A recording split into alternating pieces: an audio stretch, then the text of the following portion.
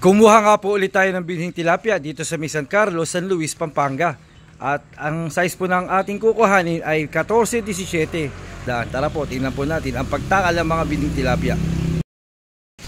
Ito nga yung binhing binhi ng tilapia.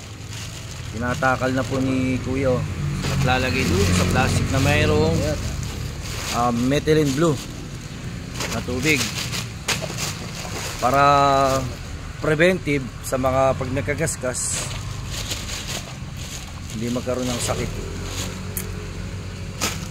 Ayun, ganda oh. Ilan o kaya laman ng isang takal yan, Kuya? 700 ang laman. Ayan.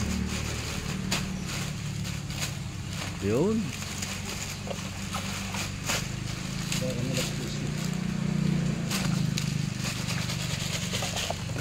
At ngayon po ay lalagyan nilang oxygen at papalipitan para sa aming pagbiyahe ay safe at makarating na maayos sa paghuhulugan.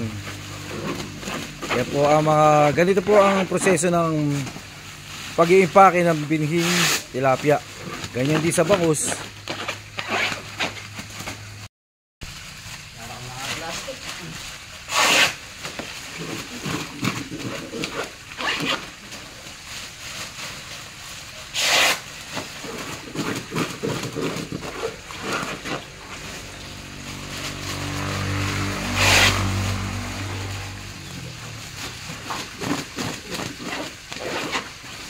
Ang tulin eh. Piling ako yung isa para pagbilang. Nagbibilang na nga po ng binhing tilapia para po malaman kung ilan po yung karga ng bawat plastic. 6, 4, 5, 4, 3, 4, 2, 4, 5. Dito po ay binibilang sa kay Kuya.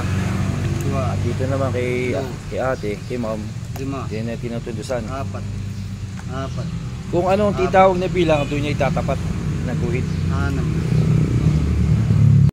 Ayan, nagtatakalin ulit ni Kuya para para makumpleto na ang ating order. Tapos isang 500. Opo, isang 500.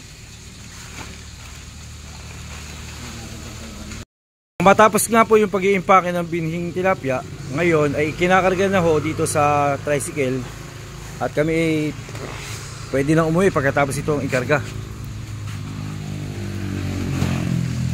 Yun. Short mo ka rin na.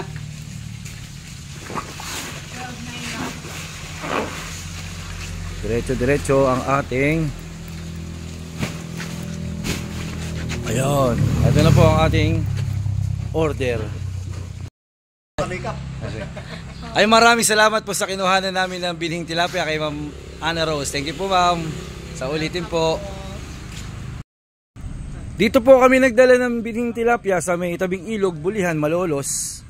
At ito nga po ang aming hinulog na binhing tilapia. Ayun. Ayun po. Ayun nga po si Tatay at saka si Kuya. Maraming salamat, Kuya. Ayan, at saka si Boss Obet. At tapos si Sir, thank you po. First time din lang ako. Dala kayong Mga 1 linggo lang pala, dapat din ang panasahan yan eh. Oo. Bukas nga lang yun.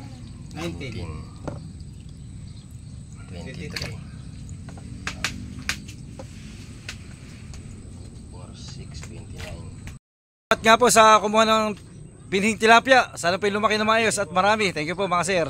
Thank you po.